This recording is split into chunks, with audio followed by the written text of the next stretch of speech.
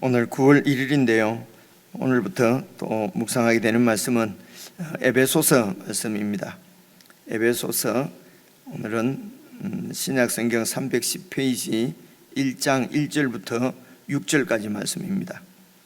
에베소서 1장 1절부터 6절입니다. 찾으셔서 저와 여러분이 함께 6절까지 읽으시면 좋겠습니다. 1장 1절부터 같이 읽겠습니다. 시작. 하나님의 뜻으로 말미암아 그리스도 예수의 사도된 바울은 에베소에 있는 성도들과 그리스도 예수 안에 있는 신실한 자들에게 편지하노니, 하나님 우리 아버지와 주 예수 그리스도로부터 은혜와 평강이 너희에게 있을지어다. 찬송하리로다. 하나님 곧 우리 주 예수 그리스도의 아버지께서 그리스도 안에서 하늘에 속한 모든 신령한 복을 우리에게 주시되, 곧 창세전에 그리스도 안에서 우리를 택하사 우리로 사랑 안에서 그 앞에 거룩하고 흠이 없게 하시려고 그 기쁘신 뜻대로 우리를 예정하사 예수 그리스도로 말미암아 자기의 아들들이 되게 하셨으니, 이는 그가 사랑하시는 자 안에서 우리에게 거저 주시는 바 그의 은혜의 영광을 찬송하게 하려는 것이라. 6절까지 우리 함께 읽었습니다. 에베소서 말씀은 얼마 전에 우리가 수요일과 주일 예배 가운데 설교를 들었기 때문에 조금은 익숙한 말씀인 것 같습니다. 이번에 다시 이렇게 묵상하시면서 정말 에베소서에 나타난 그 하나님의 뜻, 하나님의 계획, 우리를 향하신 그 하나님의 마음들, 이런 것들이 실제적으로 우리 가운데서 실제화되고 구체적으로 이렇게 실현되어지는, 그래서 우리 삶에서 이런 에베소서의 이 하나님의 사랑이 그대로, 어제 우리가 빌립보서 말씀 우리 읽으면서도 그런 말씀을 나누었지만은, 정말 우리 가운데서 이렇게 이런 에베소서의 말씀이 구체화되고 실현되고 이렇게 나타나는, 그래서 정말 열매가 맺어지는 그런 은혜를 우리가 구하면서 쭉 오늘 6절까지 다시 한번 같이 읽고, 그리고 이런 개인적으로 그렇게 묵상하시도록 하겠습니다. 우선 1장 1절에 나오는 하나님의 뜻으로 말미암아 그리스도 예수의 사도된 바울은, 여기에서 여러분 혹시 연필 갖고 계시면은 하나님의 뜻에 이렇게 동그라미를 이렇게 치셨어요. 이 하나님의 뜻으로 이렇게 바울이 예수 그리스도의 사도가 되었다. 그런데 이 하나님의 뜻이 사실은 에베소서 전체를 이렇게 관통하는 큰 주제입니다. 이 하나님의 뜻. 그래서 이런 제일 처음에 이 편지를 쓸 때는, 그 당시에 이제 우리도 편지 쓰는 이런 딱 무슨 이런 양식 같은 게, 형식이 있지 않습니까? 그죠? 지금은 뭐 이렇게 다 이메일로 하고 뭐 이러니까 별로 안 그럽니다만은, 우리 어릴 때에 왜 국군 장병들한테 편지를 보낼 때 뭐 딱 하는 게 뭐 있지 않습니까? 그리고 명절 때나 이럴 때 부모님들한테 편지 보낼 때도 아버님 전상서, 부모님 전상서, 간에 두루 안녕하시고 이렇게 하는 어떤 이런 그런 형식들이 있지 않습니까? 그래서 그 당시 그리스 로마 그 시대 때에 일반적으로 많이 쓰던 편지의 형식을 이렇게 따르고 있다고 그렇게 얘기를 합니다. 그래서 이렇게 인사를 하고요. 은혜와 평강이 있을지어다, 이제 이런 인사지요. 그리고 이제 주로 이 바울 쓰신 보면은 감사가 나오고, 그리고 이제 본론으로 이렇게 하고 싶은 말을 하고, 빌립보서도 이제 그렇게 돼가 있는 것 같은데요. 이제 그런 형식을 따르는데, 그런 그 당시의 형식을 따르기도 하지만은, 그러나 이 성경 이 바울의 서신들을 가만히 살펴보면요, 그런 순서들이나 그런 양식을 따르기는 하지만은, 그 처음 인사 가운데 사실은 전체 그 편지를 통해서 하고 싶은 말씀하고 싶은 그런 내용들을 그대로 이렇게 유추할 수 있는 인사들이 쭉 그냥 이전에 그냥 읽을 때는 잘 몰랐는데요, 같이 여러분들하고 계속 데살로니가 전서도 보고 빌립보서도 보고 에베소도 보니까 그런 것들이 좀 이렇게 들어가 있는 것 같습니다. 그래서 여기서도 하나님의 뜻으로 말미암아 내가 예수 그리스도의 사도가 되었다. 그래서 하나님의 이 뜻, 그러니까 이 지상 세계, 눈에 보이는 하나님께서 창조하신 이 창조 세계 그 너머에 있는 영혼 세계지요. 그것을 보통 천상으로 혹은 하늘로 이렇게 표현을 합니다. 그걸로 영혼 세계를 말입니다. 이 지상 세계하고는 구별되는 영원한 세계, 거기에 계신 분이 이제 성부, 성자, 성령 하나님께서 계시는 그 세상이지요. 그래서 그것은 우리가 이 땅에서 생각하는 어떤 장소나 이런 장소적인 그런 개념이 아니고, 어떤 장소적인 개념이 아니고, 어떻게 표현을 해야 되죠? 그 표현을 할 수가 없습니다. 이것을 이런 영적인 이런 세계 영역을 이제 이 서신서에서는 그리스도 안에서 이렇게 표현합니다. 그리스도 안에서. 그래서 그리스도 안이 사실은 어떤 이런 영역이 되는 것이죠. 이제 이런 것들은 이 바울 서신을 읽으면서 기본적으로 우리가 갖고 있는 인식입니다. 이제 이런 기본적으로 이런 인식들을 갖고 성경을 읽지 않으면은 잘 이렇게 이해가 안 오고 잘 오해를 할 수도 있고 그렇거든요. 그래서 그리스도 안, 이게 바로 이제 천상으로 표현되어지는 것이죠. 하늘에 있는 그래서 하늘에 계신 그 하나님의 뜻이 이제 하나님의 그 계획입니다. 그 계획이 어떻게 구체화되고 어떻게 실현되는가, 그렇죠? 그리고 그 실현된 하나님의 그 하나님의 뜻이 이 땅에서 어떻게 실현되는가, 실현된 하나님의 뜻이 어떻게 진행되는가, 이제 이런 것을 지금 에베소서에서 말씀을 하고 있고요. 그래서 그 하나님의 뜻이 실현된 것을 전하도록 부름받은 사람이 바울이다, 이런 뜻입니다. 그렇죠? 어렵습니까? 그래서 하나님의 뜻이 계셨고 그 뜻이 이 땅에서 이루어집니다. 그렇죠? 이루어지는데 어떻게 이루어지냐면은 그리스도를 통해서 그리스도 안에서 이루어진단 말입니다. 그래서 일반적으로 우리가 이미 갖고 있는 신학적인 지식은 하나님이 이 땅을 새롭게 창조를 하신다는 것입니다. 다시 창조를 하십니다. 그것을 그리스도 안에서 구속하신다. 뭐 그런 거 모르고는 예수 못 믿습니까? 그런 거 이런 거 모르는 것도 예수님 믿을 수 있어요. 그런데 이제 사랑도, 하나님의 사랑도 지식과 총명에서 자꾸 자라가는 것이 아니십니까? 그죠?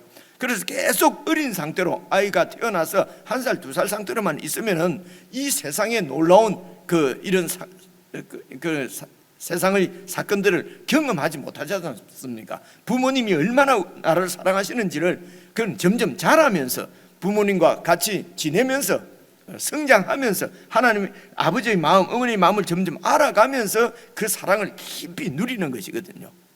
그래서 이런 좀 이제는 점점 더 우리가 그 하나님의 깊은 지식에까지 자꾸 이렇게 그래서 다른 책을 보는 것이 아니라 성경을 우리가 처음 읽을 때 이해 폭이 이 정도라면은 그 다음 읽을 때는 이 정도 좀 더 크고 그 다음에는 좀 더 깊어지고 그렇게 해서 그 하나님의 뜻이 이제 완전히 우리를 통해서 이렇게 드러나는 것을 보고 같이 즐기고, 이게 구원을 누리는 것이라고 그러거든요.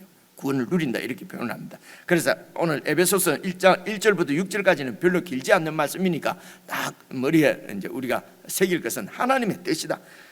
바울이 사도가 된 것도 하나님의 뜻이고, 그래서 그 사도가 하는 일은 뭐냐? 이 하나님의 뜻을 세상에 전하는 것이다. 우리에게 전하는 것이다. 그 하나님의 뜻은 하나님이 이미 창세전부터 계획하고 계셨던 계획이 이 세상 가운데서 어떻게 이루어지는가 하는 것을 그것을 이제 하나님의 뜻 안에서 그 하나님의 계획이 이제 이루어지는 것이다 정도로 생각을 하시고요. 그 다음에 보십시오. 에베소에 있는 성도들에게도 동그라미를 딱 치시고요. 그리고 그리스도 예수 안에 있는 신실한 자들도 동그라미를 한번 쳐보십시오. 줄을 긋든지요. 그래서 성도라고 하는 표현은 구약 성경에 나오는 건데요. 성경은 하나님의 선택을 받은 민족입니다. 이스라엘이죠, 그죠? 하나님의 선택을 받고 그리고 하나님의 뜻 가운데서 하나님과 언약을 맺은 하나님의 백성들을 성도라고 그래요, 그죠? 그러니까 언약 백성을 성도라고 그럽니다. 구별된 무리라, 구별된 하나님의 백성이라는 뜻이거든요. 그래서 이제 에베소에 있는 성도, 신약에서 이 성도는 예수 그리스도 안에서 선택을 받은, 택정함을 받은, 그렇죠? 그리스도 안에서 택정함을 받아서 하나님의 백성이 된 교회, 우리들을 얘기합니다. 그래서 성도는 거룩한 무리, 말뜻은 거룩한 무리잖아요. 그런데 그것은 하나님의 선택과 하나님의 언약입니다. 그죠? 하나님이 선택하시고 하나님께서 언약을 맺으셨는데, 신약에 있어서 이 언약의 중심에 바로 우리 주 예수 그리스도께서 계신단 말입니다. 그리스도께서 계시지 않으면 하나님이 우리 같은 이런 벌레보다도 못한 이런 표현을 많이 하지 않습니까? 이런 우리와 하나님이 접촉점이 없습니다. 어떻게 만나질 수가 있겠습니까? 구약에도 사람들이 하나님 앞에 나갈 수가 없었어요. 하나님의 영광 앞에 나가면 바로 죽는다, 이렇게 표현을 하는 것이거든요. 그래서 제물을 들고 피를 가지고 대제사장이 1년에 한 번만 하나님의 임재 안으로, 지성소 안으로 들어가는 이제 이런 표현들은 하나님이 그만큼 거룩하시고 우리는 죄인이라는 뜻이거든요. 함께 할 수 있는 존재가 아니라는 것입니다. 그죠? 이런 우리가 하나님의 백성이 되는 것은 하나님의 백성이 됐다는 것은 하나님이 택하시고 하나님이 언약을 맺으셨다는데, 그 언약의 중심에 예수 그리스도가 계신다는 것입니다. 그죠? 이거는 우리가 다 아니까요. 그래서 예수님의 그 피와 살이 언약의 증거가 되고, 이제 이런 것들이 다 이렇게 연결됩니다. 그래서 성도는 하나님의 뜻, 하나님의 선택에 의해서 우리가 구원받은 하나님의 백성을 얘기합니다.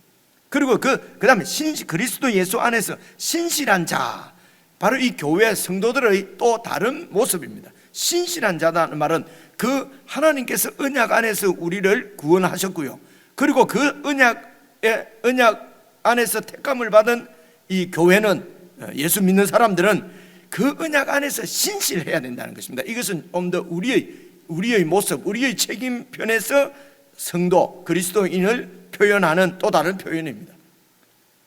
그래서 성도는 하나님의 뜻이고요, 신실함은 그 하나님의 언약에 잘 지키는 그런 교회여야 되는 것을 벌써 보여주시는 것이죠.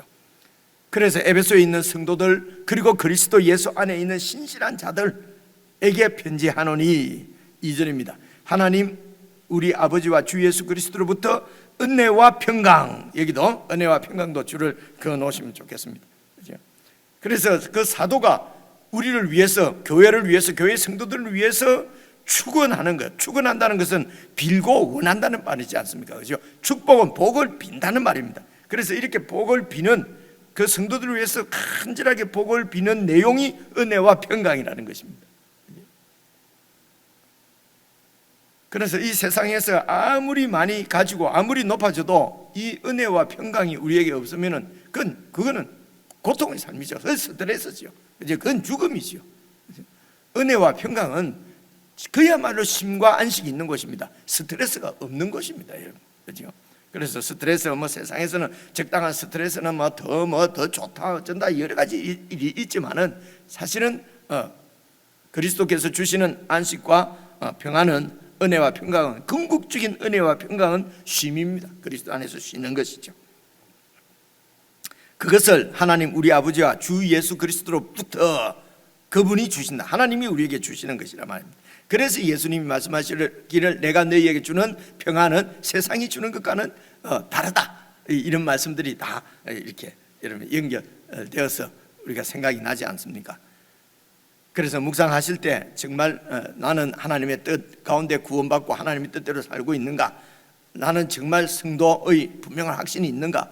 이 확신은 이런 우리의 신실함으로 내가 어떻게 어느 부분이 신실치 못하는가, 이런 것들을 이제 여러분들이 계속 생각을, 묵상을 하시면 되죠. 나는 정말 그리스도와 하나님으로부터 오는 은혜와 평강을 추구하고 그 은혜 가운데 있는가? 아니면 결국은 썩어지고 없어질 세상 이런 평안을 쫓아 사는 것은 아닌가? 이런 생각은 이제 여러분들이 그리고 우리가 계속 개인적으로 이렇게 할 수 있습니다. 3절부터 여러분 14절까지 있지 않습니까? 오늘 우리가 6절까지 읽었는데 3절부터 14절까지는 한참 길지 않습니까? 그죠? 이 한 문단인데 이 한 문단이 한 문장으로 되어 있습니다. 헬라 말에는요. 요즘은 탁탁탁 끊어서 하지 않습니까? 그죠? 그래서 설교도 이렇게 길게 하면 안 되고 단 문장으로 탁탁 해야 가슴에 와 박힌다. 이런 건 다 이제 서양에서 발달한 이런 이제 화술인데요. 근데 이 성경은 보면요, 3절부터 14절까지가 한 문장이에요. 그러니까 동양 우리 말도 그렇지 않습니까? 문장을 계속 이어서 이렇게 할 수가 있지 않습니까? 그죠? 근데 서양 문장은 탁탁 떨어지거든요. 딱. 그래서 막 들으면 막 눈이 번쩍 뜨일 정도로 막 탁탁 와닿는데, 이제 우리 한국 분들 말하는 거 보면 뭐가 길어요. 근데 감사한 것은 성경이 좀 그래요. 성경이 이 동양 사람들이거든요. 그래서 3절부터 14절까지가 한 문장이다. 야, 이게 상상할 수가 있습니까? 그렇죠? 그런데 이 한 문장 안에 사실은 크게 세 부분으로 이렇게 나눠져 있는데요, 오늘 3절부터 6절까지가 초점이 하나님입니다. 그리고 내일 우리가 살펴보겠지만요, 7절부터 12절까지는 그 초점이 중심이 그리스도, 예수 그리스도이십니다. 그래서 13절 14절은 이게 성령님이거든요. 그래, 이거는 뭐 간단합니다.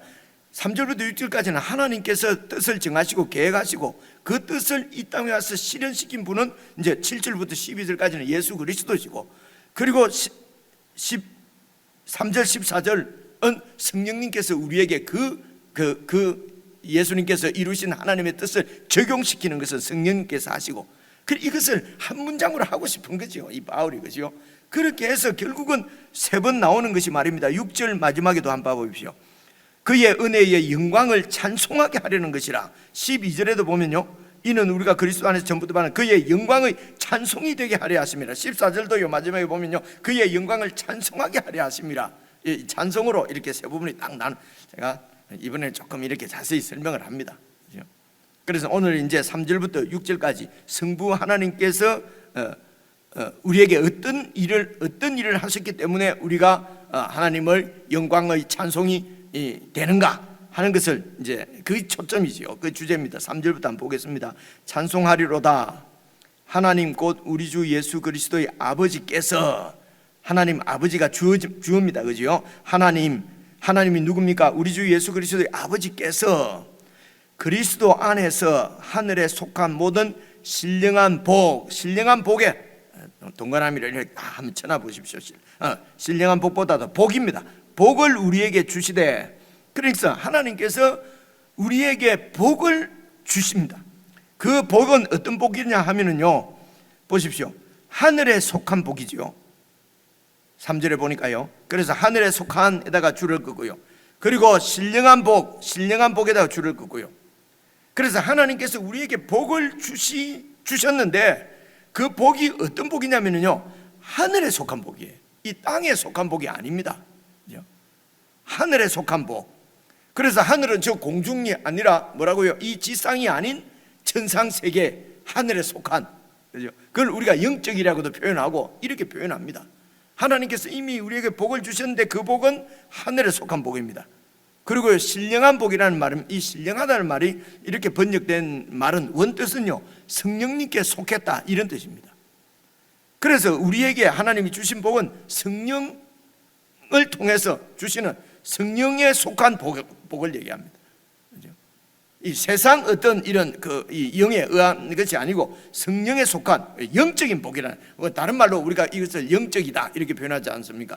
몸도 고린도전서 15장에 신령한 몸이 있다, 그리고 영적인 몸이 있다, 이렇게 신령한 몸은 영적인 몸입니다. 그래서 이 신령한 복을 영적인 복이다, 우리가 이렇게 번역을 해도 됩니다. 이렇게 이해를 하셔도 돼요. 그 신령하다 그러면 뭔가 좀 신령한 좀 이런 우리 느낌이 들지 않습니까? 그죠? 그냥 영적인 복이다. 영적인 복은 성령님께 속한 복이다. 이제 이런 것을 이렇게 개념을 딱 정리를 해 놓으시면요, 그래서 우리에게 복을 주셨는데 그것은 하늘에 속한 복이고 영적인 복이다. 그죠? 성령께 속한 복이다. 근데 그 복이 어떤 복이, 하나님이 주신 복이 어떤 복이냐? 이 복을 받은 사람들이 성도예요. 그죠? 곧 4절에 이제 곧이 나오지 않습니까? 곧 그 복이 뭐냐? 창세전에, 그러니까 이 세상을 짓기도 전에, 이 세상이 지어지기 전에, 시공간이 이 세상이 있기도 전에 홀로 한 분 계시던 하나님께서 창세전에 그리스도 안에서 우리를 택하사, 그리스도 안입니다. 그리스도 안에서 우리를 다시 지으실 것을, 이런 뜻입니다. 그리스도 안에서 우리를 선택을 하셔서 우리로 그 사랑 안에서 하나님 앞에 거룩하고 흠이 없게 하시려고, 그 기쁘신 뜻대로 우리를 예정을 하셔서 예수 그리스도로 말미암아서 자기의 아들들이 되게 하셨으니, 길다, 그죠? 그래서 이 하늘에 속한 신령한 복, 우리가 받은 복의 실체가 뭐냐면은 하나님의 아들 되는 것입니다. 그렇죠? 하나님의 아들 된 것이 이게 복입니다. 그래서 이미 하늘의 복을 우리가 받았다고 얘기를 하는 것입니다. 여러분, 하나님의 아들이 되었다 그러면은 더 이상 구할 것이 뭐가 있겠습니까? 여러분, 그죠? 세상에서도 고관 대작, 대통령의 아들이다, 그죠? 그러면 더 구할 것이 뭐가 있겠습니까? 이미 다 갖추어진 것이죠. 이제는 사용하고 쓰기만 하면 되는 것이죠. 근데 쓸 때도 대통령의 아들답게 써야지, 대통령의 아들답게 쓰지 않으면은 이게 영광의 찬송이 되는 것이 아니고 바로 수갑차지 않습니까? 그죠? 이제 그런 겁니다. 거기에 걸맞게 모든 것이 다 준비되어 있습니다. 이 없어서 막 이렇게 이 찾는 것이 아니고 모든 것이 다 내 것입니다. 왜냐하면 아버지의 것이 내 것이기 때문에 그렇습니다. 그게 아들과 아버지의 관계거든요. 그죠? 그래서 모든 것이 내 것이기 때문에 초점은 끌어모으는 것이 아니고 거룩하고 흠이 없는 하나님의 아들다운 삶입니다. 그죠? 이렇게 대통령 아들답게 식구답게 살지 못하면은 여러분 얼마나 욕이 됩니까? 그죠? 영광의 찬송이 되지 않는단 말입니다. 간단한 문제죠. 그래서 하나님께서 우리에게 주시기로 창세전부터 계획했던 복, 그 복을 그리스도 예수 안에서 우리에게 주셨는데 그 복의 실체가 뭐냐면은 하나님의 아들들이 되는 것이에요. 그죠? 사실 이 사실을 잘 생각해 보면요, 우리가 바로 하나님의 아들 되는 것이 바로 구원받는 것이죠. 그래서 구원이 복의 처음이자 끝입니다. 그죠? 우리가 받아야 될 은혜의 처음도 구원이고 마지막도 구원입니다. 구원받았는데 천국 가서 또 상을 받는다. 구원은 예수 이름으로 받지만 천국에 가서 상 받는 것은 내가 얼마나 열심히 해야 하느냐에 따라서 이렇게 상의 차등이 있다. 여러분, 이런 것은 잘 생각해 보세요. 그러면 우리의 노력이나 우리의 열심이 예수 그리스도의 그 공로보다도 더 크다는, 이게 인간의 욕심이에요. 예수 그리스도의 공로로는 우리가 똑같이 천국에 가는데 내가 얼마나 열심히 했냐, 내 힘으로는 큰 상을, 내가 더 천국에 가서도 떵떵거리며 살게 만드는 것은 내 열심이다, 내 충성이다, 이런 말이 안 맞지요. 그래서 이 상은요, 구원을 얘기하는 것입니다. 구원의 완성을 상이라고 얘기합니다. 그죠? 그래서 이렇게 우리가 오해를 하는 이유는요, 이 구원이 어떤 것인지 잘 모르기 때문에 그래요. 그죠? 구원이 얼마나, 이 구원이 바로 하나님의 창세전부터 갖고 계셨던 계획입니다. 그 구원은 바로 우리가 하나님의 아들 되는 것입니다. 그죠? 우리는 하나님의 아들 되게 하시려고 당신의 아들을 희생하신 것입니다. 그죠? 그만큼 하나님의 열정, 그 하나님의 열정이 우리를 구원하셔서 지금 하나님의 자녀가 되게 하셨다는 것입니다. 그래서 문장이 길기 때문에 요점을 잘 보시면요, 하늘에 속한 신령한 복을 우리에게 주셨는데 4절 보면은 곧 동그라미 딱 치시고 곧 그것이 뭐냐 그러면은 6절 5절 끝에 자기의 아들들이 되게 하신 것입니다. 이렇게 자기의 아들들이 되게 하신 이유는 뭡니까? 6절 이는 그가 사랑하시는 자 예수님이죠. 예수님 안에서 우리에게 거저 주시는 바, 거저 주시기 때문에 값싸게 우리가 자꾸 생각을 한단 말입니다. 그죠? 구원은 거저 받으니까 이거는 막 값싼 것이고, 내가 열심히 해서 그죠? 뭔가 이루어내는 것은 이건 좋은 것이고, 그거에 의해서 천국에서 이렇게 차등이 정해진다, 이런 오해를 하게 되는 것이죠. 그죠? 거저 받았다고 해서 그게 값싼 것이 아닙니다. 하나님께서 우리에게 주시는, 하나님의 아들 되게 하신 이 놀라운 구원은 예수 그리스도 안에서 우리에게 주셨는데, 그래서 거저 주셨다는 말은 우리의 어떤 노력이 들어간 것이 아니고 하나님께서 다 계획하셨는데, 왜 그렇게 하나님이 뜻을 세우셨느냐? 사랑 때문이라는 것입니다. 4절에 나오는 사랑 안에서 예수 그리스도를 통해서 우리에게 이 자기의 아들들이 되게 하신 것은, 그것이 바로 그의 은혜의 영광입니다. 그 은혜의 영광을 찬송하게 하려 합니다.